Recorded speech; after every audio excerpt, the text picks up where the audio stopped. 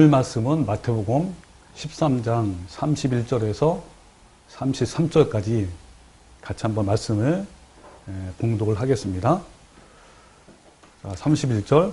또 비유를 들어 이르시되 천국은 마치 사람이 자기 밭에 갖다 심은 겨자씨 하나 같으니 이는 모든 씨보다 작은 것이로되 자란 후에는 풀보다 커서 나무가 되매 공중의 새들이 와서 그 가지에 깃들이니라. 또 비유로 말씀하시되 천국은 마치 여자가 가루 서말 속에 갖다 넣어 전부 부풀게 한 누룩과 같으니라. 아멘. 우리가 지금 현재 주님께서 가르쳐진 기도에 대해서 우리가 같이 말씀을 나누고 있는데요. 첫 번째 기도의 내용이, 하나님에 대한 기도의 내용이 하나님의 이름이 거룩히 여김을 받는 것에 대해서 우리가 알아봤죠. 하나님의 명예가 회복되고 또 하나님의 영광이 회복되는 것, 이것을 우리가 기도로 해냅니다. 먼저 나부터 자아를 죽이고 성령 열매를 맺어감으로써 빛과 소금의 역할을 하게 되면 그것이 그대로 우리 가족에게, 주위에 있는 분들한테 흘러가서 하나님의 이름이 영광받는 것이죠. 그리고 두 번째 내용이 바로 하나님 나라가 임하기를 기도하는 것. 이 임하기를 기도하는 게 오늘 세 번째 말씀입니다. 하나님 나라가 임한다는 걸 다른 말로 표현하면 하나님이 우리를 통치해 주십시오라는 것이죠. 이게 기도하는 거예요. 하나님의 통치가 온전히 이루어지게, 하나님의 통치가 이루어지는 그 나라가 바로 하나님 나라죠. 그래서 이제 하나님 나라가 두 가지 관점이 있어요. 하나는 미래적 하나님 나라와 현재적 하나님 나라. 근데 미래적 하나님 나라는 이미, 그죠? 앞에 이제 우리가 천국 가면 이루어질 나라이기 때문에 거기에는 온전한 하나님 통치가 이루어져요. 그죠? 문제는 어디 나라죠? 바로 현재적 하나님 나라. 현재적 하나님 나라는 우리 각 개인이 될 수도 있고 또 공동체, 개인이 모여서 이루어진 공동체, 하나님 그 교회죠. 이 현재적 이 하나님 나라인 교회가 어떤 상태에 놓였냐면 이 세상에 마귀가 통치하고 있잖아. 이 세상 임금이 공중 권세를 잡은 자가 통치하고 있어서 죄와 고통이 있습니다. 이 타락한 세상 가운데 시작된 이 하나님 나라이기 때문에 사탄의 공격도 있고 흔들림도 있고 타락도 있고 혼돈, 이런 경우 이렇게 많습니다. 그래서 이 하나님 나라를 위해서, 그러니까 이 하나님 나라가 이 교회에 온전히 임하기를, 통치가 온전히 이루어지기를 기도하기 위해서는 우리가 뭘 알아야 되냐면 현재 도대체 하나님 나라가 어떤 상태가 있느냐를 우리가 많이 알아봐야 되는데, 그걸 알아보기 위해서 우리가 지난주부터 마태복음 13장에 예수님이 천국에 비유돼서 7가지를 비유를 했는데, 우리 지난 시간에는 2가지를 우리가 알아봤어요. 한 가지는 씨 뿌리는 4가지. 그죠? 4가지 씨 뿌리는 비유인데, 그 중에 마지막 번째가 바로 온전한 교회죠. 30배, 60배, 100배를 맺는 좋은 밭에 뿌린 씨. 자, 그것으로 시작을 이제 하는 거죠. 그리고 두 번째는 가라지를 몰래 살짝, 누가 뿌렸죠? 마귀 사탄이 뿌렸습니다. 점점점 자라죠. 오늘 세 번째 바로 비유, 천국 비유가 뭐입니까? 지금 방금 읽은 것처럼 겨자씨의 비유. 그리고 또 하나는 무슨 비유요? 네 번째, 누룩의 비유. 그래서 겨자씨와 누룩의 비유에 대해서 우리가 오늘 알아보려고 합니다. 그래서 이 7가지 비유는요, 따로따로 떨어져 있는 것이 아니고 다 맥이 있어요. 그래서 어떤 맥이냐면 하나님 나라가 시작이 있고 진행이 있고 그 다음에 타락이 있고 그 다음에 결단이 있고 그 다음에 완성이 있습니다. 그래서 우리 지난 시간에는 하나님의 나라가 어떻게 시작했고 어떻게 진행된 걸 알았지만, 오늘은 도대체 하나님 나라가 어떻게 타락이 됐는가를 오늘 같이 알아보는 시간입니다. 자, 우리 31절 같이 한번 다시 보면요. 자, 또 비유를 들어 이르시되 천국은 마치 사람이 자기 밭에 심은 겨자씨 하나 같으니. 자, 천국 비유, 하나님 나라를 비유할 때 여기도 천국은 현재적 하나님 나라 교회죠. 겨자씨 하나 같다 그랬죠. 겨자씨는 어떤 상태냐면 이는 모든 씨보다 작은 것이로되 자란 후에는 풀보다 커서 나무가 되며 공중의 새들이 와서 그 가지에 깃들이니라 그랬습니다. 여러분, 이 겨자씨의 비유에 대해서 아마 설교 말씀을 최소한 한 번 이상은 들어봤을 거예요. 예. 그래서 현재 많은 교회들이 이 겨자씨 비유를 어떻게 해석을 하냐면, 자, 일반적인 해석을 제가 한번 간단하게 읽어드릴게요.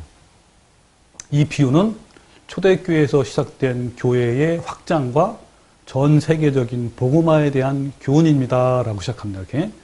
이 비유의 요점은 하늘나라는 아주 작은 데서 출발하지만 또 아주 작고 초라하게 시작됐지만 더 성장해서 커져서 열방이 거기에 모여들게 된다는 교훈입니다. 라고 합니다. 또 겨자씨는 모든 씨 중에 가장 작은 것이지만 그러나 자란 후에는 큰 나무가 됩니다. 이렇게 하면서 크게 자란 겨자나무에는 온갖 새들이 찾아와서 그 가지에 깃든다고 이렇게 했습니다. 이처럼 우리 기독교도 처음에는 겨자씨처럼 아주 미미했습니다. 겨자씨와 같이 예수님께서 유대 땅에 심겨지자 12명의 제자가 있었고, 그리고 머지않아 70명이 군단이 됐었고, 500명이 됐고, 또 어느 날 3,000명이 교인들이 불어났습니다. 이 3,000명은 이제 베드로가 마가다락방에서 한 곳 오순절날, 이들은 곧 5,000명이 되었습니다. 그리고 다시 고린도 교회에서는 10,000명, 20,000명, 30,000명 늘어났습니다. 그리고 마침내 역사상 가장 거대하고 강력한 로마 제국이 이들의 복음 앞에 무릎을 꿇고 넘어졌습니다. 주 313년 로마의 황제 콘스탄틴은 로마가 기독교의 무릎을 꿇었으므로 공식적으로 기독교를 공인했습니다. 그 다음에 거기서 멈추지 않고 복음은 유럽에서 아메리카로, 또 아메리카에서 아시아로, 아시아에서 아프리카로, 그리고 마침내 온 세상을 복음화했습니다. 현재 전 세계 기독교인은 22억 명으로 35% 정도 차지하고 있습니다. 이렇게 작은 겨자씨 한 알이 커서 나무가 되어 수많은 새들이 가지에 깃들이는 놀라운 번성이 있었습니다. 오늘 예수님께서 이 비유로 말씀하신 대로 이렇게 말합니다. 이런 설교 많이 들어봤죠? 이 겨자씨 비유가 작은 것에 시작됐지만, 그러니까 12명에서 예자부터 시작을 했지만 엄청나게 커져서 나무가 돼서 하나님께 영광이 되고 뭐 이렇게 말을 하고 있습니다. 여러분 어떻습니까? 교회가 초대교회 때보다 교회가 더 성장했습니까? 자, 출발은 아까 4분의 1부터 시작을 했는데, 여러분 수가 늘어난 것이 과연 성장일까요? 큰 건물, 많은 사람들이 몰려오죠. 교회는 부와 명성이 있고 성공이 있어요. 여러분, 이것이 확장된 것일까요? 예수님은 지금의 교회의 모습을 보고 겨자씨가 커져서 나무가 될 정도로 이렇게 좋아하셨고 말씀하셨나요? 여러분은 어떤 것 같아요? 근데 교회는 더 영적으로 타락했고, 윤리적으로도 더 타락했고, 부패했고, 대표적인 게 세습, 기복주의, 번영주의, 신비주의, 성공주의, CC 동합, 종교 통합, 이런 것들이 엄청나게 늘었잖아요. 진짜 수는 많아졌지만, 성도는 적습니다. 교회 건물은 굉장히 커졌지만, 믿는 자를 찾기 어려워요. 진짜 믿는 자, 진짜 성도. 여러분, 이것이 성장일까요? 이것이 여기에 말씀하는 성장입니까? 여러분, 오히려 성장은요, 마지막 시대의 교회는 어떠래서요? 타락하고 진리를 떠나고 부패하고 또 살았다는 이름이 있으나 죽은 자다. 실은 죽은 자다. 죽은 자들이 가득 찰 것이라고 성경을 말씀하고 있어요. 자, 우리가 성경을 한번 몇 가지 살펴보면요. 여러분 잘 알고 있는 말씀 아시죠? 열처녀 비유 중에 그 열처녀 비유에서 어떤 말씀이 나오냐면, 신랑이 더디움으로 어때요? 다 존다 그랬죠? 이 마지막 때 신랑이 온다는 거는 예수님이 온다는 거예요. 예수님이 올 때는 다 졸다는, 신앙에서 잠자입니다, 대부분. 그 중에 그나마나 그 지혜로운, 슬기로운 다섯 처녀는 기름을 준비한 것이죠. 그 정도로 마지막 세상은 어때요? 다 졸고 있고 그런 상태를 말하는 겁니다. 그냥 더 정확하게 있는 말씀이죠. 여러분 마태복음 24장 37절에 보면요. 노아의 때와 같이 인자의 맘도 그러하리라. 홍수전에 노아가 방주에 들어가던 날까지 사람들이 먹고 마시고 장가들고 시집가고 있으면서 홍수가 나서 그들을 다 멸하기까지 깨닫지 못하였으니 인자의 맘도 이와 같으리라. 여기 분명하게 말씀하고 있습니다. 자, 예수님이 다시 오실 때 어떤 상태냐면 바로 노아가 방주에서 다 만들고 멸망하기까지 그들이 어떻게 했냐면요. 먹고 마시고 장가가고 시집가고. 여러분 이것은요. 일반 사람들의 대상이 아니고 뭡니까? 믿는 사람을 위해서 하신 말씀입니다. 그러니까 믿는 사람들이 어떤 상태라는 거요? 믿지 않는 사람처럼 똑같이 이 세상에만 관심이 있고 이 세상에서 어떤 쾌락을 찾고 또 즐거움을 찾고 정착하려고 하는 이 세상을 닮아가는 그러니까 구별되는 삶이 아니라 세상과 똑같은 생활을 하는 그러면서 예수님이 그 오시는 것을 알지 못하는 이런 상태를 말합니다. 얼만큼 이들이 무감각하며 정말 세상을 사랑하는지 세상과 짝하는지를 분명하게 보여준 말씀이 바로 이거예요. 다 멸하기까지. 그때 이때 당시에 구원받은 사람이 몇 명이죠? 노아 식구 8명이에요. 그때 당시에 인구가 뭐 최소한 몇억 명에서 몇십억 명까지 된다고 합니다. 이것이 바로 마지막 때 일이에요. 여러분 마지막 때 여러분 잘 보세요. 누가 어떤 단체에서 이런 말 굉장히 많이 듣고 저도 너무나 많이 들었어요. 마지막 세상에는 엄청난 부흥이 있을 것이다. 거짓이에요. 거기 이렇게 외치는 사람들 중에 대부분 다 성령 운동하는 사람들이 대부분 그래요. 그리고 번영주의, 신사도 운동이라든지 천만의 말씀 저도 엄청 많이 들었는데요. 마지막 때는 이렇대요. 또 우리 잘 아는 말씀이 있죠. 누가복음 18장 18절에 그러나 인자가 올 때에 세상에서 믿음을 보겠느냐 그러죠. 자, 하나님 예수님이 임할 때 믿음이 있다는 거 없다는 거예요. 없다는 거예요. 무슨 번영이고 교회가 부흥이 되겠습니까? 전혀 아닌 거예요. 성경 말씀은 점점 마지막 때 갈수록요 더 믿음이 떨어지고 다 잠자고요. 그리고 세상에 관심이 있고 그렇다는 겁니다. 우리가 잘 아는 말씀이죠. 마태복음 7장 13절 좁은 문으로 들어가라. 이 마태복음 13장 7장 13절 말씀은요. 우리 깨어있는 교회의 모토 말씀이에요. 제가 유튜브에도 이 말씀 넣고 또 인트로에도 지금 만들었는데 이 말씀 넣었습니다. 자, 좁은 문으로 들어가라. 멸망으로 인도하는 문은 크고 그 길이 넓어 그리로 들어가는 자가 많고 생명으로 인도하는 문은 좁고 길이 협착하여 찾는 이가 어때요? 적어 많아요? 적다 그랬어요. 적어요. 점점 적습니다. 여기서 넓은 문과 넓은 길은요. 어떤 사람은 그래요. 안 믿는 사람이 그 넓은 길이래. 천만의 말씀. 여기 있는 말씀은요. 특히 산상수훈 보은 말씀은 100%다 믿는 사람을 위해서 하는 말씀이에요. 그러니까 믿는 사람 중에 넓은 길로 편안한 길로 가는 사람이 많고 좁고 협착한 길. 이 협착한 길은 협착하다는 게 뭐냐면 협착하다. 매우 고통받고 매우 압박을 받고 있고 또 힘쓰고 애쓰는 길이에요. 그 길로 가라 그러죠. 근데 그 너무나 협착하고 너무나 힘든 길이기 때문에 찾는 자가 적다랬습니다. 근데 무슨 대부흥이라고요? 또 같은 말씀이죠. 누가복음 13장 23절에 어떤 사람이 여짜오되 주여 구원을 받는 자가 적으니까 라고 물어봤어요. 예수님이 그들에게 이르시되 좁은 문으로 들어가기를 힘쓰라. 힘쓰라가 그겁니다. 힘써야 되는 거예요. 내가 너에게 이르노니 들어가기를 구하여도 못 들어가는 자가 많다. 못하는 자가 많다 그랬어요.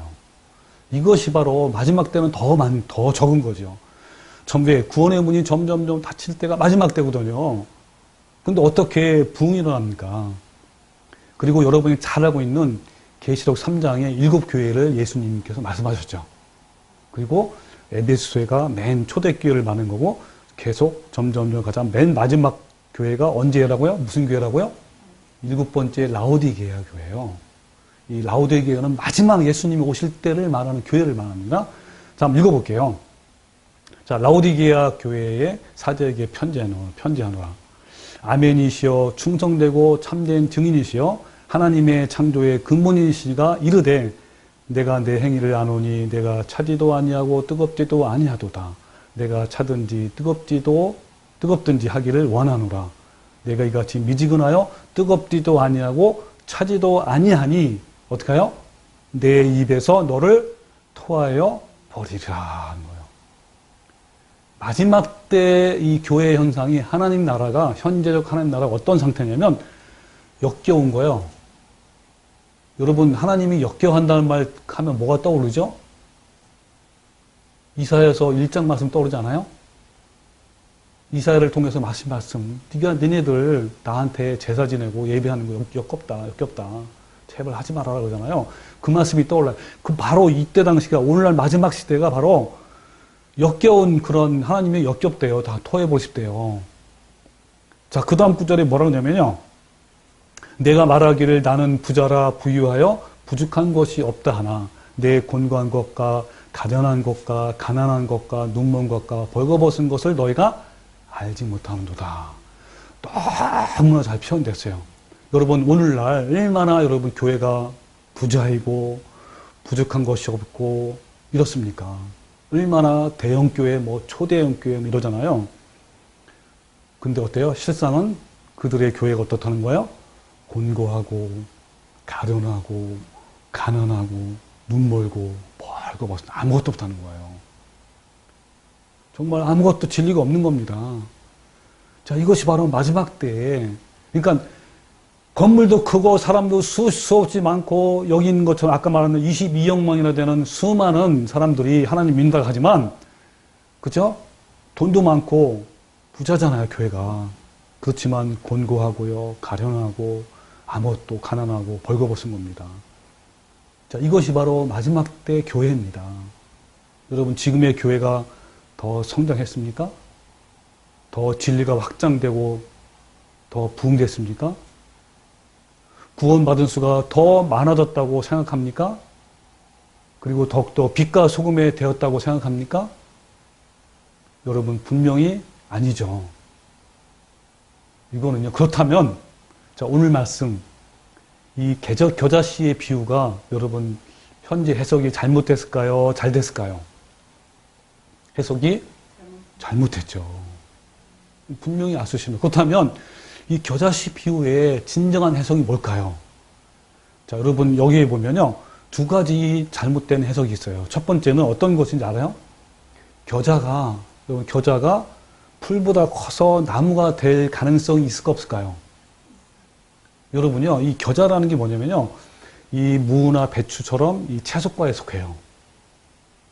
이것이 겨자를 이제 심잖아요. 심으면 그게 이제 배추나 무나 또는 유채꽃처럼 이렇게 이제 1년 정도밖에 안 사는 그런 거예요. 1년짜리 그런 거죠. 그리고 키가요, 길어봤자 1m 정도. 내가 이 겨자씨에 대한 그 자라나는 모습이면 뭐가 똑같으냐면 유채꽃과 똑같아. 그 정도 가느다랗고 그 정도 키만 하고 색깔도 비슷하고 그리고 나뭇잎도요 10십자짜리 네잎 클로버죠. 네잎 이렇게 돼 있어요. 아니 거기에 무슨 뭐가 깃든다고요? 새가 깃들 수가 있어 없어요? 새가 앉지도 못해요.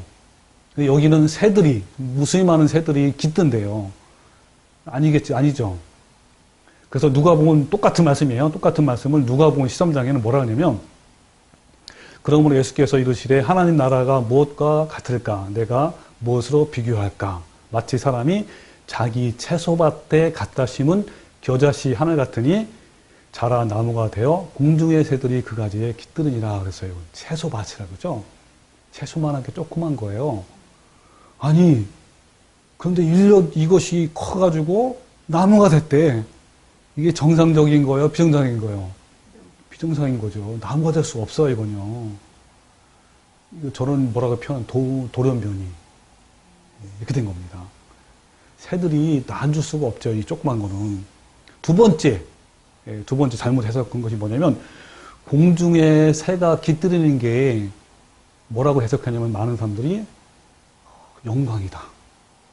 그리고 번성이다. 이렇게 번영과 번성이라 합니까? 여러분 이것이 과연 잘못된 해석일까요? 잘한 해석일까요? 여러분 잘 알겠지만요. 여러분 7가지 비유를 좀 예수님이 한 장소에서 같은 시간에 말씀하고 있죠. 그럼 여러분 똑같은 장소에 똑같은 말씀을 하고 있는데 이 비유라는 건 어때요? 해석할 때 같은 장소에서는 말씀 똑같게 해석을 해야겠죠. 그죠? 자, 이 말씀이 뭐냐면 우리가 첫 번째 비유 말씀이 뭐죠?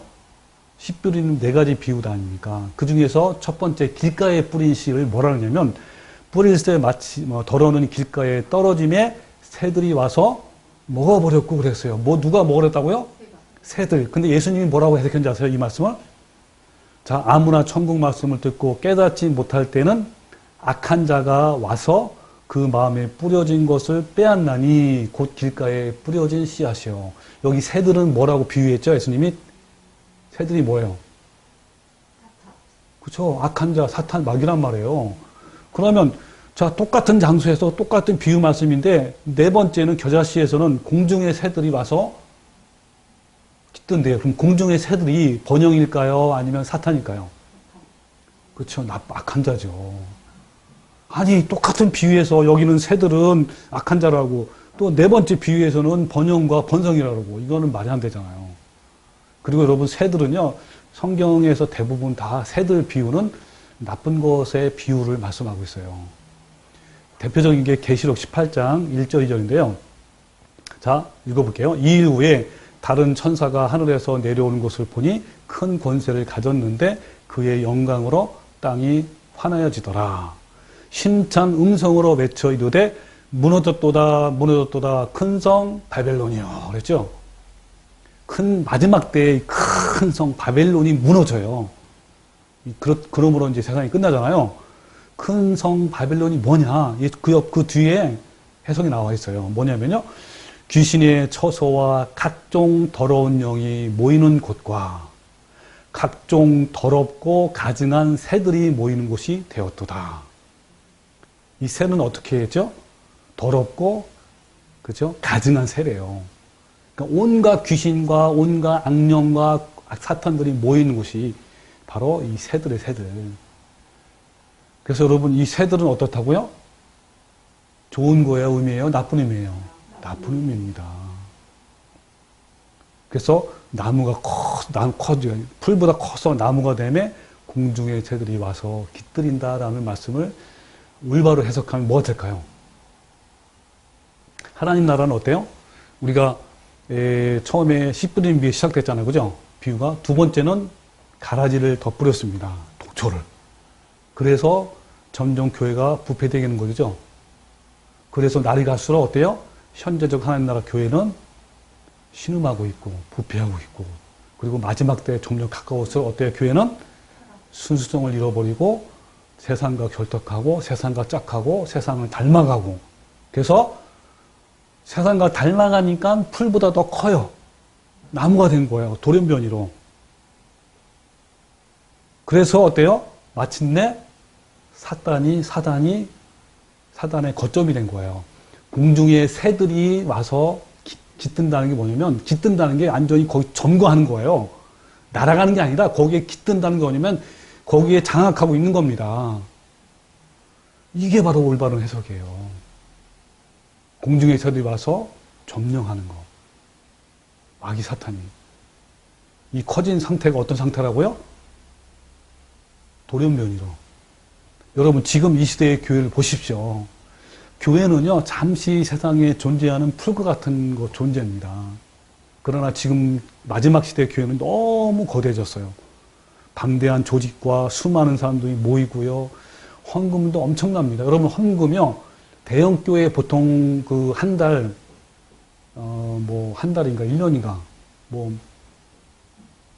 몇십억에서 몇백억이에요. 예산이. 엄청납니다. 돈이. 몇백억. 수많은 사람들이 모이고요. 어떤 세력도 있고 힘이 있어요. 정치적으로도 힘이 있습니다. 여러분 우리 요즘에 광야교회 알죠? 거기가 바로 이 정치적인 거 들어간 거예요. 그런 나무가 되었습니다. 그리고 그렇지 않는 교회들도 어때요? 그 사람들을 동경하고 그 사람들을 되길 원하고 그 사람들 따라가고 있어요. 건물이 자랑이 되고요. 모여드는 사람 수가 얼마는지요? 그게 바로 기준이에요. 그리고 거두어진 그 현금의 액수가 힘이 되는 시대입니다. 얼마큼 헌금이 거둬지냐 거기 따라 다르고요. 또 이 큰 교회, 대형교회 목사와 성도가 외치는 게 바로 그 교회, 우리나라 그 전체 교회의 그 표준이래요. 그래서 큰 교회 목사가 어느 부분에서 외치면요, 그게 한국 교회를 전체를 영향 미치고 닮아가요. 그러니까 신앙의 표준이 되고 메시지의 기준이 됩니다. 이것은요, 세상과 닮았어요. 그런 것들이. 세상의 방식과 세상의 성공과 세상의 가치가 곧 뭐요? 교회의 가치가 되고 교회의 목표가 되고 교회의 기준이 되는 거예요. 이게 닮아갔어요. 세상과 똑같이. 그리고요, 지금 교회와 세상이 여러분 얼마나 똑같이 닮아가는지요? 세상에 지배하는 원리가 교회에도 똑같습니다. 세상의 힘의 원리와 논리가 그대로 교회의 힘의 논리가 됩니다. 대표적인 게 뭐죠? 교회의 세습. 여러분, 대부분 현재 기업들은요, 다 자녀들한테 세습을 해요. 알죠? 대기업들부터 시작해서 조그만 교회도 그렇고요. 조그만 기업도 마찬가지예요. 중소기업도 다 세습해요. 하다못해 학교도 세습해요. 사립학교. 그대로 교회도 하잖아요. 또 성폭력. 여러분, 기업체에서 얼만큼 성폭력이 일어납니까? 그게 교회도, 그래서 이 전문가, 이 종교 전문가 쪽에 가장 타락한 것이 교회 목사예요. 성적으로 타락한. 그리고 강단의 세속화, 불법으로 건축하죠. 부정하죠. 성공신학, 사기, 그 다음에 재정 착복하고 전별금, 목사가 전별금 하면요. 그것도 쫓겨나는 전별금 몇십억이에요. 3.1교회 옛날에 모 목사, 알죠? 전별금이 그 성추행 때문에 쫓겨나잖아요. 몇십억이에요. 그리고, 이 장로 임직할 때 큰 교회는요, 몇천만 원. 작은 교회는 몇백만 원. 돈이 없는 사람은 장로도 못 돼요. 교회가 기업이에요. 이미 교회는요, 나무가 됐어요. 각종 새들이 엄청나게 모여들었고요. 거기에 완전히 거점하고 있습니다. 여러분, 어떻게 이 지경이 됐을까요? 어떻게 대형교회가 되는 것이 엄청난 부와 권력을 쥔 목사가 되는 것이 현재 목사들의 동경이 된 겁니다. 그러니까 그렇지 못한 교회의 목사들도요, 교회들도 어떻게 하면 우리가 저처럼 될까? 그들을 따라가려고 하는 거예요. 그러니까 대형교회나 지금의 현재인 작은 교회도 마찬가지입니다. 똑같이 어떻게 하면 부흥해서 어떻게 하면 더 많은 사람을 끌어들이고 이렇게 외적으로 다 타락한 겁니다. 그러니까 부흥이 어때요? 새들을 끌어모으는 거예요. 세상 것을 그대로 받아들이는 겁니다. 그래서 여러분 강단에서요, 십자가와 십자가를 지는 삶은 사라졌어요. 우리가 잘 알고 있는 심판에 대해서, 죄에 대해서 좁은 길로 가라, 내 자아를 죽이고 십자가 박아라, 탐심과 정욕을 못 박아라, 이런 것은 다 없어지고요. 축복과 이런 걸로 다 채워졌습니다. 그리고요, 요즘은요, 그걸 더 아주 뛰어넘어서 이 강단에는 뭐냐면 어떻게 하면 성공하는 것에 대해서 말씀을 나와 있어요. 그리고 막 컨설팅도 하고 세미나가 있고요. 그리고 예를 들면 잘 사는 비결, 성공하는 방법, 행복하게 사는 비결, 감정 코칭 이런 것들, 능력 있는 삶, 건강하게 어떻게 하면 살 것인가, 상처 치유, 내적 치유 이런 걸로 전부 다 강단을 점령해 버렸어요. 교회에서 목사들은 길껏해야 교회가 설교가 30분도 온갖 주님의 축복과 이런 것도 다 채워져 있고 은혜의 말씀만 딱 채워져 있고 세계 어느 곳에 가서도요 이런 것들이 가득 찹니다. 그리고 목사는요 굴림의 옷을 입고 축복하는 자리에 앉아서 굴림하는 자가 되었어요. 그리고 어떤 유명한 목사가 오면 거기에 축복의 안수를 받기 위해서 줄 쫙 서 있고요. 저도 옛날에 막 뒤밀었어요. 이렇게 목사님 축복해 주시죠. 머리만 갖다 뒤밀었어요. 줄 서요. 조그만 교회든요, 큰 교회든 그래요.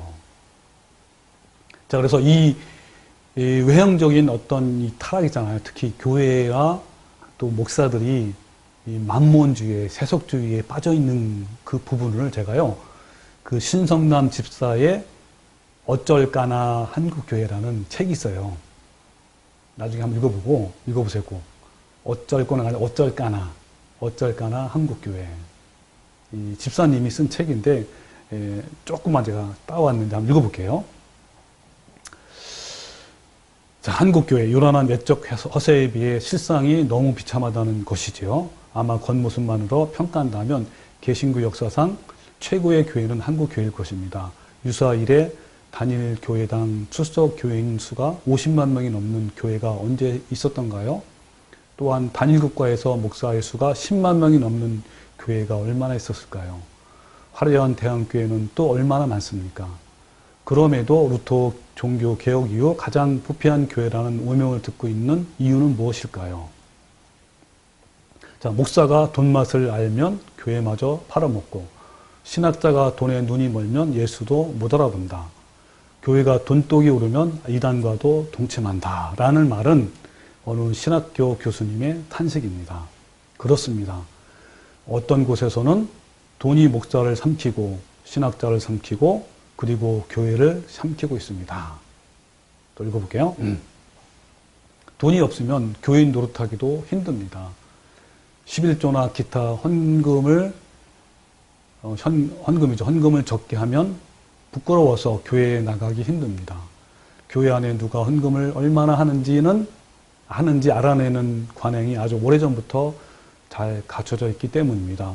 어떤 교인의 믿음이 부족한 것은 잘 몰라도 헌금이 부족한 것은 아주 귀신같이 알아냅니다. 예배마다 돈을 걷고 그것도 부족해서 부흥회니 특별집회니 하며 계속 돈을 내라고 합니다. 심지어 교회 밖에 조촐한 구역 모임에서도 모일 때마다 돈을 걷습니다. 한국 교회에서는 교인으로 등록하는 그 순간부터 온통 돈 타령으로 시작됩니다. 과연 믿음은 헌금으로만 표현이 될 수 있는 것인지 범사에 헌금하라고 합니다. 생일을 맞아도 헌금, 결혼을 해도 헌금, 승진을 해도 헌금, 합격을 해도 헌금, 개업을 해도 헌금, 그리고 직분을 받아도 헌금을 해야 합니다. 그래서 이거 읽을 때마다 다 이게 젖어 있어요. 내가 보면 아마 여기 앉아있는 분도 또 유튜브를 듣고 있는 분도 젖어 있을 거예요. 어떻게 하면 섬기려고 하고. 그리고 제가 전에 있는 교회에도 모일 때마다 헌금해요. 예를 들면 주일 낮에도 헌금하고 또 주일 오후에도 헌금하고 뭐 어디 가도 헌금해요. 항상. 그리고 진짜 이렇죠. 자, 또 읽어볼게요. 만일 그리 안 하면 믿음에서 부족한 사람이 됩니다. 그나마 다행인 것은 이혼을 하거나 시험에 낙방했을 때에도 헌금하라고 하지는 않은 듯 합니다. 하여튼 돈이 없으면 장로나 권사 노릇도 하기 힘듭니다. 단순히 임직시에 내는 부당한 돈만 문제가 아닙니다. 직분자가 되어 교회의 기관이나 부서의 책임자가 되면 이리저리 사비를 덜어 접대를 해야 할 일이 많습니다. 그래서 가난한 분들은 미리 알아서 스스로 직분을 포기하기도 합니다. 그러나 오해하지 마시기 바랍니다. 모든 가난한 성도들이 돈이 없어 교회를 떠나는 것이 아닙니다. 가난한 성도가 뭔지 알죠? 안 나가 성도. 그러니까 교회가 너무 부패하고 타락하고 돈만 밝히고 진리가 없으니까 안 나가서 이제 그런 상태를 말하죠. 돈이 많아도 교회를 떠나는 교인들이 늘어나고 있습니다. 어떤 교회에서는 헌금이 바르게 사용되지 않고 전도와 성장이란 명분 아래 교묘하게 오용되고 사유화되고 있기 때문입니다. 신학교, 장학기금 그리고 선교 등을 빙자하여 범위를 만든 후 목사의 친인척들이 이사가 되어 돈을 빼돌립니다. 성전이란 미명으로 대형 건물을 세우고 나중에 자식에게 교회를 세습합니다. 집회 강사비란 명목으로 교인들이 피땀이 어린 귀한 헌금을 서로 맛있게 나눠 먹습니다. 여러분 요즘에요 유명한 교회 목사의 강사비가 얼마인지 아세요? 보통 한두 시간 하고 몇백만 원을 받습니다. 자, 또 읽어보겠습니다. 교회의 돈을 물 쓰듯이 쓰는 데는 도사지만 재정장부만은 절대로 공개하지 않습니다. 심지어 어떤 교회는 거액의 소송비를 들어서라도 기필코 막습니다. 그런데 이런 비리들에 대해 순응하지 않고 저항하는 교인은 교회에 더 이상 머물 수가 없게 됩니다. 우선 담임 목사가 용서하지 않고 또한 목사의 제자인 맹신도들이 참지 않습니다. 그런 교회에서 목사는 제사장이고 사제이고 교황이고 무당이고 그리고 교주입니다. 따라서 돈과 기복으로 맹신한 교회에서는 오직 목사만이 정의입니다. 거기에 이의를 달면 무조건 신천지가 되거나 이단으로 취급받습니다. 여러분, 이것이 오늘날 우리 교회의 모습입니다. 이 세상의 만문주의에 빠지고 이 세상의 명예와 그리고 이 세상의 성공과 부흥만 따지는 그러한 교회의 모습인 겁니다. 여러분, 이것이 교회 성장입니까? 부흥입니까? 여러분, 초대교회보다 더 지금이 성장했습니까? 아닙니다. 초대교회 이후로 계속 교회는 타락해 왔습니다. 건물은 커졌지만 그 속은 세속화되었고 사람은 많아졌지만 성도는 점점 줄어든 겁니다. 세상에 큰 소리 낼 정도로 강하지만요, 하나님께서 들으실 목소리가 없어요. 예배당은 많아졌지만 교회는 줄어들었습니다. 여러분, 교회의 성도는요, 이 세상에 잠시 존재하는 그러한 식물 같은 존재입니다. 우리의 정체성은요, 이 세상에 살면서 나그네이고 행인이고 외국인입니다. 천국을 찾아가는 순례자에 불과합니다. 여러분, 우리는 결코 나무처럼 비대해지고 커진 것이 아닙니다. 우리는 나그네의 삶을 사는 그러한 삶입니다. 여러분, 우리는요, 결코 세상에 영원히 있을 것처럼 나무가 되어서는 안 됩니다. 여러분, 우리는 진실로 성도가 되어야 됩니다. 우리는 그래서 이 말씀을 어떻게 해석해야 되냐면요, 이렇게 하는 거예요. 천국은 마치 사람이 자기 밭에 갖다 심은 겨자씨 하나 같으니 다 자란 후에 열매는 맺고 죽느니라, 이렇게 해석을 해야 됩니다. 여러분, 박영두 목사님의 간증을 제가 한번 잠깐 소개하겠습니다. 이것이 바로 사단의 속아 넘어간 교회의 현실입니다. 지금 거의 모든 교회가 하나님의 말씀을 있는 그대로 믿지 않고 있습니다. 하나님이 거룩하신 것처럼 우리도 거룩해야만 한다고 말해주지 않고 있습니다. 교회에서 회개하지 않으면 지옥 간다고 말해주지 않습니다. 하나님의 계명을 지키지 않으면 지옥 간다고 말해주지 않습니다. 진정한 주님의 말씀이 지키는 것이 뭐든지 말씀해주지 않습니다. 그러니 모두가 지옥행 열차를 타고 있으면서 천국행 열차를 타고 있는 줄 알고 있습니다. 사단에게 속아 진리를 잃어버렸습니다. 그 때문에 한국교회가 무너진 것입니다. 한국교회뿐만 아니라 세계교회가 다 무너졌습니다. 1980년대에 성도 100명 중에 겨우 1명 정도가 천국에 들어갈 정도로 교회가 타락했습니다. 어떻게 이 시간까지 이뤘습니까요? 하나님의 말씀과 계명은 사라지고 대부분의 교리가 니골라당 교회가 되어버렸습니다. 여기서 니골라당 교회는 뭐냐면요, 한 번 구원은 영원하다는 그런 교회입니다. 여러분, 이렇게 하나님 나라가 변했어요. 여기에 겨자씨 비유처럼요, 겨자씨가 풀 같은 존재가 아니라 비대해졌습니다. 그만큼 부패하고 그만큼 왜곡되었습니다. 여러분, 돌연변이가 된 것입니다. 자, 오늘 이제 두 번째 말씀 같이 성경 볼게요. 33절. 이번에 두 번째 비유는 누룩에 대한 비유입니다. 자, 33절. 자, 같이 한번 읽어볼까요? 자, 시작.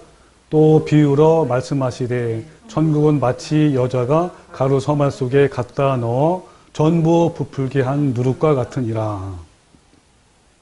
여러분, 일반적으로요, 이 겨자씨 비유나 누룩의 비유도 똑같이 해석을 해요. 아마 누룩의 비유도 들어본 적 있을 거예요, 그죠?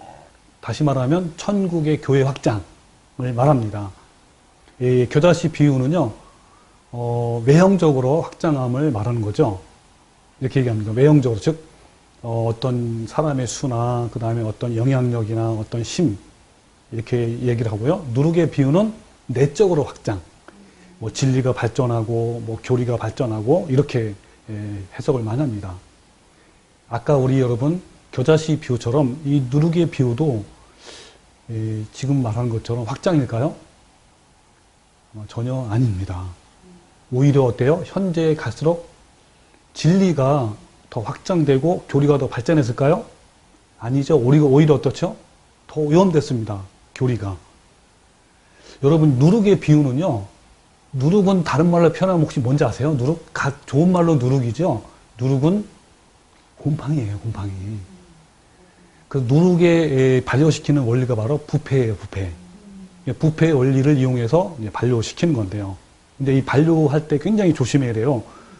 누룩을 조금이라도 더 이렇게 많게 하거나, 뭐 시간이 조금 벗어나거나 이러면요, 썩습니다. 예, 오래도 썩게 되기도 하고요. 이런 것이 과연 부패가 바로 확장이고, 뭐 교회의 뭐 발전일까요? 그건 전혀 아니죠. 여러분 성경에서 누룩이 몇 번 나오냐면요, 23번 나와요. 근데 한 번도 이 누룩을 얘기할 때 좋은 의미로 쓰인 적이 한 번도 없어요. 자, 몇 개만 볼게면요. 대표적으로 이제 출애굽기 12장 19절에 이런 말씀이 나와요. 이래 동안은 누룩이 너희 집에서 발견되지 않도록 하라. 무릇 유기물을 먹는 자는 타국이든지 본국에서 난 자이든지 막론하고 이스라엘에서 끊쳐지리라 그랬습니다. 여러분 이런 말 많이 들어봤죠? 유교병과 무교병. 이게 뭔지 알아요? 이 유교병은 누룩을 넣은 거고요. 그러니까 누룩을 넣는 빵이나 떡을 말하고, 그 다음에 무교병은 뭐죠? 누룩을 넣지 않는 빵이나 떡을 말해요. 그래서 여러분, 이 지금 현재 출애굽기 10장 말씀이 그 유월절 지킬 때 절대로 누룩을 넣지 말아라. 그래서 유교물, 또 유교병이죠. 예, 이거를 먹는 자는 끊쳐질 것이다 라고 한 겁니다. 여러분 이 누룩을 넣는 빵, 그러니까 유교병이죠. 이거는요 굉장히 맛있고 달콤하고 부풀어 있어가지고 맛도 굉장히 고소합니다. 근데 이 무교병은 즉 누룩이 없는 빵과 떡은요 딱딱하고 맛이 없고 막 이런 거예요. 여러분 진짜 진리의 말씀은요 어떻죠? 막 먹기도 힘들고 먹은 것처럼 이런 거친 그런 음식 것처럼 그렇습니다. 근데 세상적인 달콤한 말은 어떻죠? 먹기 좋잖아, 그죠? 이런 것을 비유로 말씀하고 있어요. 어쨌든 여기 누룩을 넣지 말라는 것은 세상적인 교훈이나 세상적인 어떤 풍조 이런 것들을 절대로 섞지 말아라 라는 말씀이에요. 그 다음 예레미야 2장 11절에 너희가 여호와께 드리는 모든 소제물에는 누룩을 넣지 말지니 너희가 누룩이나 꿀을 여호와께 화제로 드려 사르지 못할지니라 그랬어요. 절대로 넣지 말아라. 또 예수님께서 이제 어떤 말씀하냐면 마가복음 8장 15절에 예수께서 경고하여 이르시되 삼가 바리새인들의 누룩과 헤롯의 누룩을 주의하라 그랬습니다. 여기서 바리새인들의 누룩은 뭐죠? 이 누룩은 다른 말로 표현하면 여기서 교훈이에요, 교훈. 그러니까 외식이죠. 그걸 절대로 이제 주의하고 담지 말아라. 헤롯의 누룩은 뭐냐면 헤롯은 이 부와 영광과 쾌락과 정욕이 상징이에요. 그것에 조심하라. 교훈에 이런 얘기하는 거예요. 또 고린도서 5장 6절에 보면요. 너희가 자랑하는 것이 옳지 아니하도다. 적은 누룩이 온 덩이에 퍼지는 것을 알지 못하느냐? 너희는 누룩 없는 자인데 새 덩어리가 되기 위하여 묵은 누룩을 버리라 그랬습니다. 여기서 말하는 누룩이 뭐죠? 작은 어떤 잘못된 교리, 거짓 교리, 교훈이 말이에요. 그런 것들이 한번 퍼지면 어때요? 온 덩이에 퍼진다. 그래서 빨리 버려라 이런 거죠. 여러분 누룩은요. 어때요? 좋은 의미예요? 나쁜 의미예요? 나쁜 의미예요. 자 여기 보면 천국은 마치 여자가 가루 서말 속에 갖다 넣어 전부 부풀게 한 누룩과 같은 데죠. 여기서 여자는 어떤 거, 여러분 성경에서 여자는 뭘 말하는지 아세요? 여자는요, 예수님과 결혼한 교회를 말합니다. 그래서, 음녀가 뭐죠? 음녀는 원래는 교회인데 타락한 교회를 말해요. 그래서 요한계시록에 보면 큰 음녀라고 해요. 큰 음녀, 말탄 음녀. 이게 전부 다 뭐냐면, 큰 음녀라는 게 뭐냐면 교회가 거대해졌어요. 타락했어요. 그래서 음녀라고 불러요. 세상과 가늠하는 여인이요 그랬죠. 이게 뭐냐면 세상과 짝한 교회를 말합니다. 그래서 여기는 여자는 교회를 말하는 거고요. 그 다음에 여기서 이 누룩을 갖다 넣었대요. 여러분 갖다 넣었다는 말을 원어로 말하면 뭔지 아세요? 갖다는 원어로 말하면 빼앗다시피 가지는 걸 말해요. 그리고 넣다는 것을 뭐를 그 KJV 성경이 자세히 말했는데 뭐라고 하냐면 woman 투크가 뭔지 알죠? 테이크의 이제 과거입니다. 그 다음에 히드. 하이드가 뭐냐면 숨기다. 이게 과거가 히드입니다. 그러니까 뭐요? 그죠? 여자. 그 여자가 뭐죠? 교회죠, 그죠? 그러니까 교회를 의미하는 여자가 누룩을 빼앗다시피 몰래 갖다 넣은 거예요. 이걸 뭘 말하냐면 교회가 사탄의 누룩이 있죠, 누룩. 부패한 비진리를, 잘못된 교리를 적극적으로 받아들였다는 의미를 말해요. 네. 어떻다고 다시요? 이 교회가, 그죠? 여자를 의미하는 교회가 빼앗다시피 누룩을 갖다 넣은 거니까 적극적으로 처음에는 몰래 숨어서 가져왔지만 나중에는 적극적으로 받아들인다는 뜻입니다. 그래서 이거를 다시 한번 해석을 하면 이런 거예요. 마침내 교회는 어때요? 누룩으로 전체가 오염됐습니다. 여기 보면 전부 부풀었어요? 아니면 일부만 부풀었어요? 전부 다 부풀었어요. 누룩에 의해서. 그 말은 무슨 말이냐면 마침내 교회는 누룩으로 전체가 오염됐다는 걸 말합니다. 여러분 이 말씀대로요. 현재 교회는요. 정말 누룩에 취해 있어요. 전부 다 누룩에 다 부풀어 있습니다. 그래서 오죽하면 예수님이 인자가 올 때에 세상에서 뭘요? 믿음을 보겠느냐라고 한 거예요. 여러분 지난주에 잠깐 살펴봤지만 현재 퍼져온 누룩들은요 너무나 많습니다. 빨리 얘기하면요 칼빈주의. 이 칼빈주의의 이 누룩은 정말 심각해요. 온 세상을 물들였어요. 온 교회를요. 창세전에 이미 구원은 결정됐다라고 하는데요. 한마디로만 얘기해 볼게요. 칼빈이 말한 겁니다. 하나님께서는 그의 뜻에 따라 아담의 타락 전에 온 인류와 모든 개인의 운명을 미리 정해 놓았다라고 합니다. 이 칼빈주의예요. 그리고 또 뭐라고 하냐면 이어서 이렇게 예정된 천사들과 사람들은 변할 수 없이 개혁되었으므로 그 수요도 확정되었으므로 증감할 수가 없다. 그러니까 선택되지 않는 사람이 아무리 구원받고 싶어도 구원을 못 받는 거예요. 그리고 선택된 사람이 아무리 타락하고 죄를 지어도 결국은 어디 가는 거예요? 천국 가는 거예요. 그래서 여러분 이 칼빈주의의 거짓 교리에 대해서는 유튜브에 지금 6번째, 7번째 올라와 있으니까 궁금하신 분들은 한번 꼭 좀 보시기 바랍니다. 자, 이게 칼빈주의가요. 쉽게 말하면 칼빈주의는 이거예요. 한 번 구원은 영원하다. 절대로 취소 안 되니까 어떤 죄를 져도 결국 천국 간다. 또 칼빈주의자 어떤 목사는 이렇게 말해요. 자기는 지옥을 가고 싶어도 절대로 못 간대요. 이게 바로 칼빈주의가 엄청 물들었습니다. 두렵고 떨리는 구원을 이루라고 하잖아요. 이것을 다 무장 해제해 버렸어요. 그래서 어떻게까지 얘기하냐면 마지막 때에 여러분 짐승의 표가 있잖아요.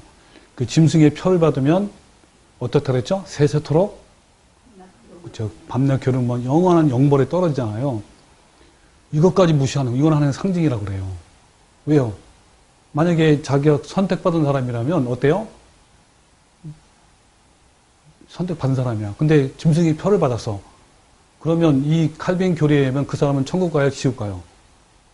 천국 가잖아요. 근데 짐승이 성경에 뭐라 그랬죠? 영벌이다, 영벌. 그러니까 이 짐승의 표도 하나의 상징이다. 라고 얘기를 하는 거예요. 그러니까 성경을 전부 다. 그 다음에 여러분 심각하게 퍼져나온 누룩이 뭐냐면요. 해방신학. 여러분 해방신학을 여러분 봐야 돼요. 이 해방신학이 뭐냐면 우리 영혼의 구원에 관심이 없고 오직 사회적 구원을 말합니다. 이 땅의 사회에 눌림받고 억압받고 가난한 자를 어떻게 해요? 이렇게 구원해주는 이것이 바로 얘네들이 말하는 해방신학이에요. 이것은 1960년대 남미에서 시작된 겁니다. 그때 당시에 남미에서 굉장히 못 산 사람이 많았고 잘 사는 사람이 많았거든요. 부자들이. 거기에서 일어난 민중신학 이런 것들이에요. 그래서 억눌린 자들을 건져내는 것이 구원이고 사회의 정의를 실현하는 것이 구속이다. 이렇게 얘기를 합니다. 해방신학의 목적은 가난한 자들을 구제하고 독재로부터 자유케 하며 또 평등을 보장함으로써 하나님의 세계를, 하나님 나라를 건설하는 거예요. 인간이 하나님을 대신해서 이 세상의 이상세계를 만들어주는 걸 말합니다. 그래서 이것이 발전되면 뭐냐면 공산주의, 사회주의가 되는 거고 이 사람들이 동성애까지 발전되는 거예요. 심각합니다. 그 다음에 또 무천년주의. 무천년주의는 천년왕국이 없어. 얘네들은 이미 지금 천년왕국에 들어와 있어. 예수님이 이제 오셔서 부활 이후부터. 그리고 천년이라는 세월은 오랜 시간이다라고 이제 이게 상징을 말합니다. 이것이 지금요 전국에 퍼졌어요. 전 교회. 옛날 1900년도 초만 해도 우리나라 처음 초기에 이 복음이 들어올 때만 해도 어때요? 천년왕국이 예수님이 재림하고 천년왕국이 이루어지고 이렇게 이제 다 했는데 지금은 천년왕국도 없고 그리고 뭐까지 없다고 하냐면요. 환란이나 이런 재앙이나 이런 것도 전부 다 상징이고 그리고 예수님 하다못해 예수님 재림까지도 상징이라고 합니다. 현재가 바로 천년왕국이 돼요. 현재가 이 시대가 지금 천년왕국을 누리고 있다고 하면서 이게 얼마나 잘못된 거죠. 이것이 이제 오늘날의 현상이에요. 그리고 아까 말한 성공주의, 번영주의가 온통 지금 흔들고 있어요. 아까 우리 그 집사님이 아까 어쩔거나 한국교회에 바로 그 상태예요. 만몬주의에 다 빠져들어 성공과 번영과 이런 것들이 다 차지하고 있습니다. 성공이 곧 신앙이에요. 이것은 뭐라고 오순절주의에서 뿌리가 있어. 오순절 뿌리. 그래가지고 이 뿌리가 뭐냐면요. 뉴에이지 사상과 연결되어 있어요. 그리고 종교 통합과도 연결되어 있고. 그러니까 우리나라가 왜 이렇게 동성애를 잘 받아들이냐면요. 바로 이런 것들이 다 이제 있는 거죠. 여기에 수십만, 수백만의 목사들이 다 여기에 빠진 거예요. 여러분, 여기 로버트 슐러 알죠? 이 종교다원주의를 내치는 사람인데 이 사람이 긍정의 삶은 불가능이 없다. 대표적인 번영신학자예요. 이 사람이 어떤 사람을 이 사람을 추종하냐면요. 우리나라 목사들 중에 김정한 목사, 김선도 목사, 김홍도 목사, 김국도 목사가 이 사람 로버트 슐러, 이 종교다원주의를 내치는 이 사람을 추종해요. 또 믹 워런 목사 아죠? 세들백 교회. 목적이 이끄는 삶을 쓴 우리나라도 엄청나게 팔렸죠. 이 책이. 이 사람이 프리메이슨이고 종교 통합을 외치고 있고요. 동성애를 외치고 있어요. 이 사람을 우리나라 교회에 막 떠왔다는 거예요. 누가 떠봤더냐면요. 조영희 목사, 전병 목사, 오정희 목사.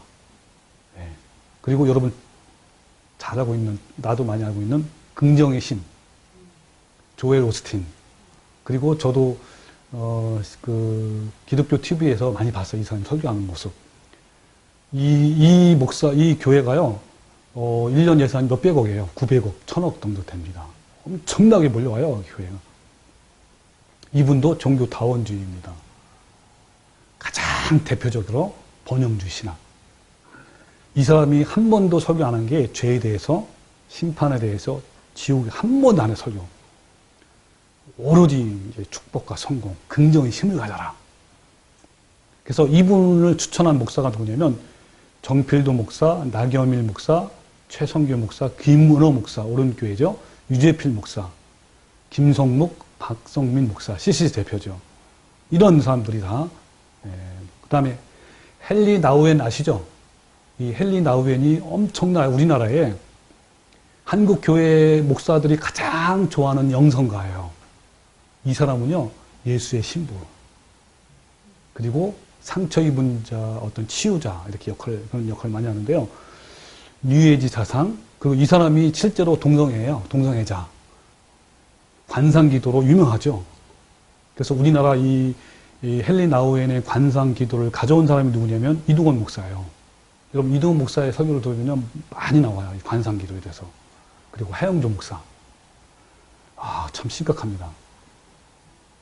그 다음에 또, 현재 어떻게 이 누룩들이 부풀어 터졌냐면요. 방언기도.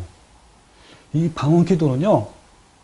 성경에서 나온 방언기도는요. 외국 언어예요. 외국 언어. 그러니까 그때 당시에 이제 그 외국어가 발달 안 됐으니까 그 사람들의 외국 사람들을 복음을 전파하기 위해서 특별히 하나님 그때 당시에 주신 그러한 그 방언의 은사입니다. 근데 알아둘 수 없는 이 방언은요. 가짜 방언이에요. 이거요, 거의 2000년 동안 없었어요. 없었어요. 고린도교에 잠깐 있다가. 그리고 외국어 방언조차도 없어졌어요. 근데 1901년도에 찰스 팜으로부터 시작됐어요, 이게. 그게 바로 오순절 운동이에요. 방언과 신유. 이게 현재 온 교회에 퍼졌습니다. 지금은요, 방언 기도에 대해서 잘못했다고 말하는 애 거의 없어요. 방언은 하늘의 언어다. 천사의 언어다라고 다 퍼졌어요. 그 다음에 은사주의. 여러분, 은사는 여러분 있어요. 있는데, 현재 나타난 이 은사주의는요, 성령의 나타남의 은사가 아니에요. 누룩, 사단이 몰래 집어넣은, 또 적극적으로 끌어들인 누룩이에요, 누룩. 그래서 여러분, 온갖 그 이기도에서 나타나는 신비주의는 다 끌어들었어요. 힌두교에서 일어나는 신비주의, 그 다음에 또 불교에서 일어난 신비주의, 천주교에서 이걸 다 끌어들인 거예요. 막 쓰러지고 넘어지고 뒹굴고 막 웃고 막 동물 소리 와우 막 동물 소리 내요. 금가루 떨어지고 이런 비이성적인 행동하는 이런 것들이요 온 교회에 지금 다 퍼져 있습니다. 지금 앞으로는요 이거에 더 발달돼요. 여러분 교회에 다 퍼졌는데요. 알파코스, G12, 비냐드 이런 것들 인해서 온 교회가 비틀거리고 쓰러지고 넘어지고 하시고 이런 거예요. 이게 더 발달된 게 바로 신사도 운동이에요. 여러분 이런 부분에 대해서는 내가 다음에 기회 되면 자세히 또 설명해 드리겠습니다. 이건 뭐냐면 2000년대 피터 원을 중심으로 해서 국제 사도 연맹이 결성됐어요. 자기네들이 이제 마지막 때에 12사도다. 옛날 초대교회처럼. 그래서 이 사람들이 사도를 막 세우고 사도행전의 기적을 재현하는 그런 단체입니다. 그래서 이들에 의해서 세워진 자들에 의해서 어떻게 나타나냐면 막 직통 계시가 나타나고 신유가 나타나고 막 기적이 나타나고 그래서 이 마지막 시대의 대추수 늦은비 성령운동 해가지고요 이런 능력을 가지고 예루살렘을 정복하는 거예요. 주의 군대, 추수의 군대 이렇게 합니다. 그래서 예수님의 재림을 앞당긴대요. 백투더 예루살렘 이런 운동으로. 그래서 열방으로 나오는 것들은 대부분 다 이런 종류예요. 그리고 여러분 신사도 운동가 중에 한 명이 박존수 아마 알 거예요. 이분 이제 돌아가셨는데 이분에서 나온 것이 뭐냐면요. 경배와 찬양, 그 다음에 열린 예배 이런 것들 나오면 다 그쪽이에요. 임파테이션. 그래서 이렇게 신사도 운동에 다 오염시킨 단체가 대표적인 단체가 뭐냐면요. 제일 첫 번째가 YM이에요. 예수선도단. IE합, K합, 그 다음에 CCC 두 번째, 그 다음에 인터콥, 그 다음에 모통이둘 선교회, 엘리야 미니스트리, 에스더 기도운동, 원띵하우스, 떠오르죠? 원띵하우스. 우리가 5년 동안 다닐 때 원띵하우스예요. 그 다음에 라이스 코리아도 많이 들어봤을 거예요. 그 다음에 송기철 장로 들어봤죠? 우리도 송기철 장로 집회도 많이 가봤어요. 이게 전부 다 누룩에 취한 겁니다. 여러분 WCC는 잘 알고 있죠? 모든 종교는 다 같다. 종교다원주의. 여러분 여기서 WCC는 내가 더 얘기 안 할게요. 참 진짜 여기서 혹시 알아요? 정현경 교수가 WCC 모임에서 초혼제를 드린 거 알아요? 초혼제 이런 거예요. 흑인 노예 여자, 이집트인 하갈의 영이여 오소서, 입다의 영, 딸의 영, 그의 아버지의 신앙에 희생되어진 영이여 오소서. 또 예를 들면 이런 거죠. 십자군 때 죽은 사람들의 영이여 오소서.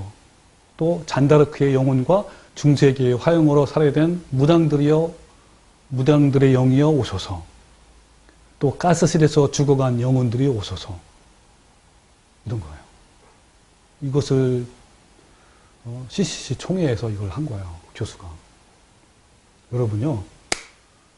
지금 방금 읽은 무슨 비유죠? 누룩의 비유가 조금이에요? 전부예요? 전부 다 누룩에 취해 있습니다.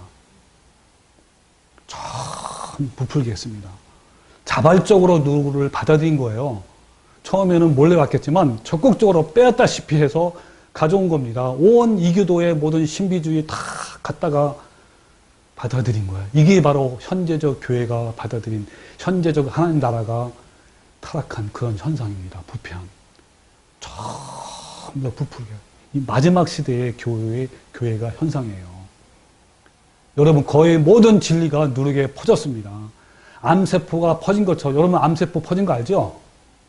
얼마나 급속도로 말기 때는 어떻죠? 급속도로 퍼지잖아요. 칼빈주의에 취했고요, 무천년주의에 취했고, 성공주의에 부패했고요, 방언기도에 취했고, 은사주의, 신사도 운동, WCC에 다 부패에 취했습니다. 누룩 없는 교회가 있습니까, 여러분? 보십시오. 누룩 없는 성도가 있을까요? 여러분, 눈 뜨고 찾아봐도요, 없어요. 저도요, 이 진리를 깨달은 다음에 정말 찾아보려고 다 찾아봐도 없는 거예요. 갈 데가 없어요. 그래서 요즘에 안나각교회 가난한 성도가 너무나 많은 겁니다. 그래서 엘리야의 그 탄식처럼요. 오직 나만 남았거늘. 그런데 그때 주님께서 희망을 줬죠. 엘리야한테 뭐라 그랬죠? 그러나 내게 이스라엘 가운데서 7,000명을 남겼다니. 여러분, 이렇게 타락한 세상에도요, 좁은 길로 가는 사람이 있어요. 진리를 추구하는 사람이 있습니다. 정말 그런 교회도 있어요. 여러분, 지금 이 시대를, 교회를 보십시오. 겨자씨 비유처럼 교회는 외향적으로 타락했습니다. 교회는 잠시 세상에 존재하는 프림을 입고 나무처럼, 이 노련변처럼 너무 거대해졌습니다. 비대해졌고요. 너무 부해졌고 세력이 너무 커졌습니다. 그런데 어때요? 다 부패하고 타락했죠. 그리고 누룩의 비유처럼요. 교회는 자발적으로 처음에 몰래 누룩을 끌려들어갔고 나중에는 전부 다 끌어들었습니다. 전체를 오염시켰습니다. 누룩으로 오염된 이 교리는 교회가 세상처럼 되는데 아무런 저항감 없이 합리화시켰습니다. 진리를 누룩으로 오염시켜서 세상의 성공을 교회에서도 막 부르짖게 되고 귀신의 소리도 하고 모든 종교가 같다고 막 합창도 하고 그래서 정말 두렵고 떨림으로 구원을 이루는 이런 메시지가 다 사그러졌습니다. 다 무장 해제시켜버렸습니다. 거의 대다수 교인들은 이렇게 다 넘어가고 부패하고 타락해서 그걸 다 받아들여서 결국은 다 어떻습니까? 멸망으로 이끄는 거예요. 얼마나 여러분 이 하나님 나라가 타락됐는지 여러분 생각해 보십시오. 우리가 어떤 상태를 취해야 되는지요. 마지막으로 여러분 박영근 목사님의 간증을 다시 한번 읽어주고 마치겠습니다. 사단에게 속아 진리를 잃어버렸습니다. 그 때문에 한국교회가 무너진 것입니다. 한국교회뿐만 아니라 세계교회가 무너졌습니다. 하나님의 말씀과 계명은 사라지고 대부분의 교회가 이글라 땅의 교회가 되어버린 현재의 모습을 한번 보십시오. 여러분, 현재의 모습이 이렇습니다. 타락하고 부패한 교회가 온 세상에 넘칩니다. 이것이 하나님 나라가 회복되기를 우리는 기도해야 되는 거예요. 하나님의 통치가 온전히 이루어지도록 우리가 기도하는 겁니다. 예수님이 직접 하나님 나라가 임하기를 어떻게 하라고요? 기도하라고 그랬어요. 여러분, 우리는 하나님 나라 더 확장되도록 나부터 하나님 나라가 임하고 내 안에서 온전히 주님의 통치가 이루어지도록 기도하고요. 그 다음에 그 하나님 나라가 나를 통해서 점점 더 확장되기를 기도하는 성도가 되기를 주님의 이름으로 축원합니다. 아멘.